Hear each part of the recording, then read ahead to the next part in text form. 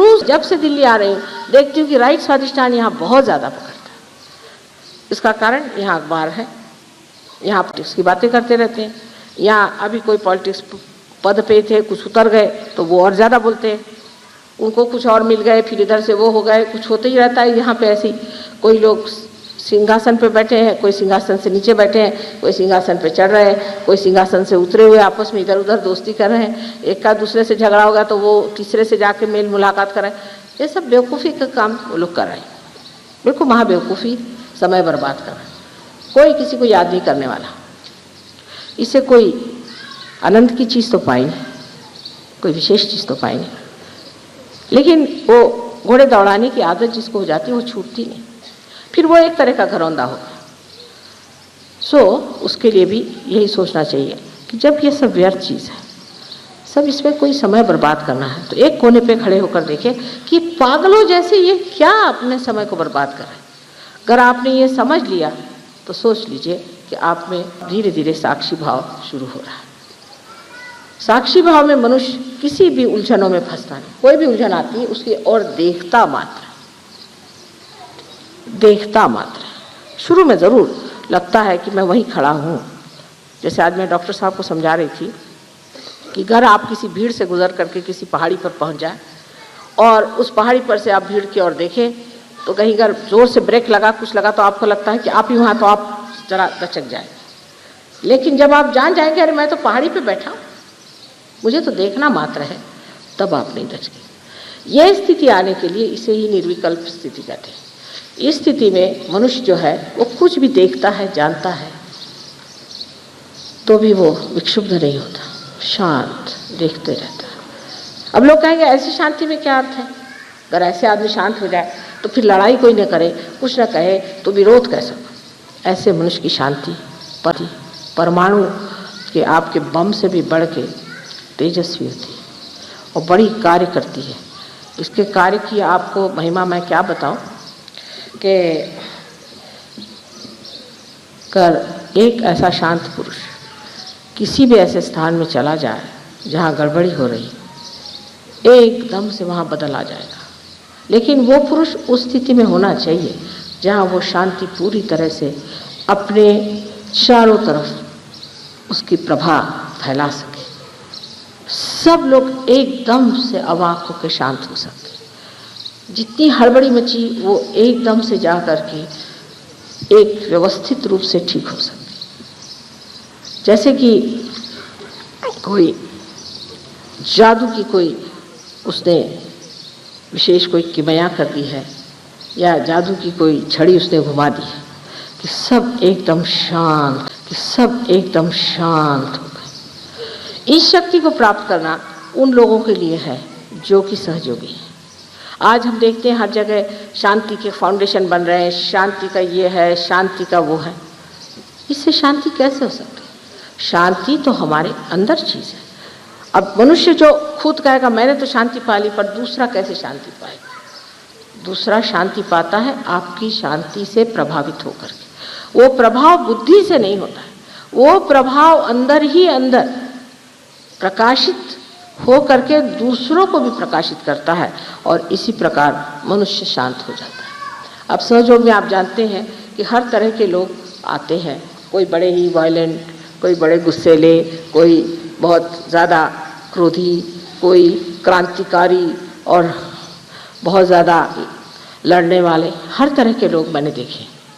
लेकिन सहयोग में आने के बाद धीरे धीरे धीरे वो शांत होते जाते हैं। पर इसका मतलब नहीं कि वो डरपोक हो जाते हैं, इसका मतलब ये नहीं कि वो कायरता से भागते हैं, नहीं, एक अपनी हिम्मत से खड़े रहते हैं और उनको देख करके बाकी सब शांत हो जाते हैं। एक चीनी कहानी है, बड़ी अच्छी, चीनी कहानियाँ बहुत अच्छी होती है। इसमें से एक कहानी ऐसी है कि वहाँ पर मुर्गे लड़ाए जाते थे पहले। तो एक राजा ने सोचा कि एक बड़ा अच्छा साधु है जिसके पास लोग जाने से बड़े बलवान हो जाते हैं, समर्थ हो जाते हैं। तो उन्होंने वो 2 मुर्गे ले जा करके उनको दे दिए कि इनको आप ट्रेन करिए और जब इनकी लड़ाई होगी तब हम आपसे ले जाएंगे। तो वो मुर्गे उनके पास चले गए।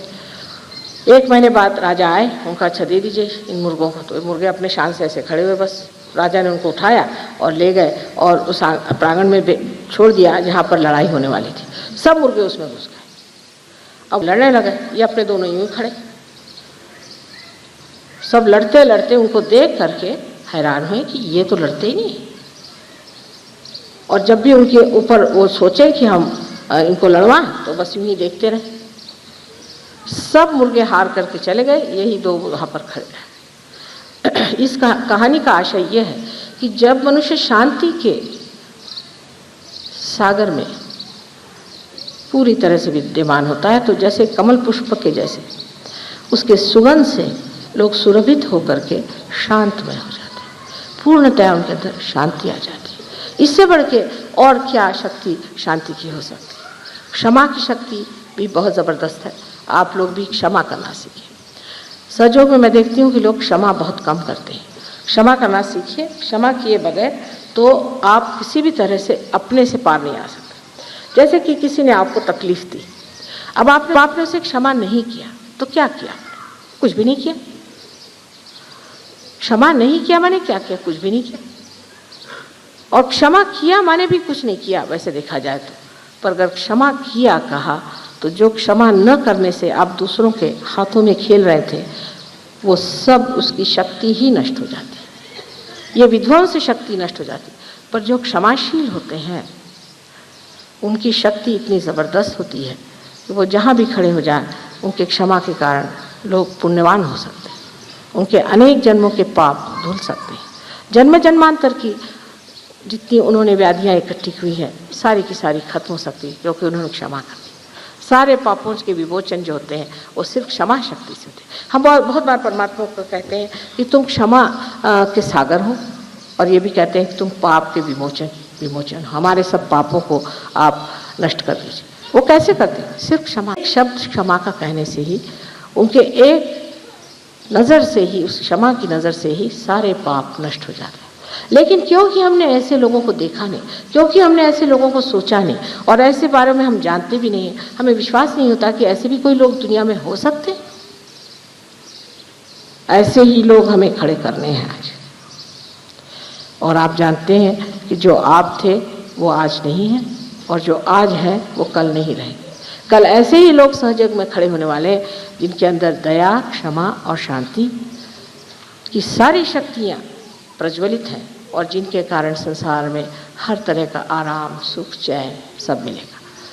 जो कुछ कह गए हैं कि ये मैं करूँगा, वो मैं करूँगा, दुनिया में इतना सुख लाऊंगा, और बहुतों ने कहा है कि संसार सारा सुख से भर जाना चाहिए। मार्क्स ने कहा है और आपने जाना है कि बहुत से संतों ने कहा हुआ है कि सारा संसार सुखी होना चाहिए।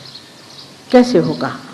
एक ही तरीका है, जब मनुष्य अपने उत्थान में कुंडलिनी की जागृति पाएगा तो उसकी मानसिक, बौद्धिक, शारीरिक, सांपत्तिक इतना ही नहीं पर पूरी तरह से उसकी इस कदर परिवर्तनशील शक्ति हो जाएगी कि वो हर चीज़ को बदल सकता है। हर चीज़ को बदल देगा। कोई आफत आई तो उसको बदल देगा, कोई लहर आई तो उसको बदल देगा, कोई पहाड़ आए तो उसको टर सकता है। ये महान शक्ति आपके अंदर कुंडलिनी के द्वारा आ सकती है क्योंकि आपने अपने आत्मा को प्राप्त किया। इसलिए इस शक्ति को प्राप्त करने के लिए जो छोटे छोटे नियम सहयोग के हैं उनको करना चाहिए। अपने को पहले माफ़ करें, अपने को पहले प्रेम करें, अपने गौरव को पहले जानें।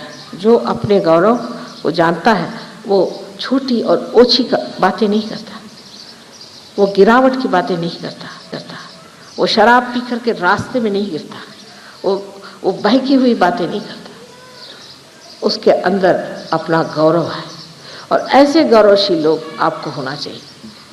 उसमें कोई भी एक जाति पाति की विशेषता नहीं है, उसमें कोई भी एक स्त्री पुरुष की भी विशेषता नहीं है, कोई भी देश की विशेषता नहीं है। ये हर एक मानव की अपनी विशेषता है जिसको उसे पाना है। जिस विशेषता को पा करके ही मनुष्य जान सकता है कि परमात्मा ने किस विशेष रूप से उसे बनाया। आज काफ़ी उम्र हो गई हमारी, आप जानते हैं, और कार्य भी बहुत मेहनत से करना पड़ता है, सफ़र भी बहुत होती है। कभी कभी लोग पूछते हैं कि माँ आप इतना कैसे कर लेती हैं? मैं तो सोचती हूँ कि मैं कुछ करती नहीं, सिर्फ प्यार करती हूँ। और प्यार की शक्ति ऐसी है कि कुछ महसूस ही नहीं होने देती। अब यहाँ पर सब लोगों को देख करके इतना आनंद आ रहा है। अब यहाँ से जाऊँगी कलकत्ते में वहाँ देख के इतना आनंद आएगा, इतना प्यार सारे संसार के लोगों से इतना प्यार मिलता है। उस प्यार को पाने के लिए कितना भी कुछ दुख उठाना पड़े वो दिखाई ही नहीं देता मुझे। कौन सा दुख है, कौन सी तकलीफ़ है, कौन सी परेशानी, कुछ नहीं। ये सबसे बड़ा उपहार सहयोग ने मुझे दिया हुआ है। आप लोग भी इसे प्राप्त करें और उसके आनंद में मग्न रहें, यही मैं आपको आशीर्वाद देती हूँ।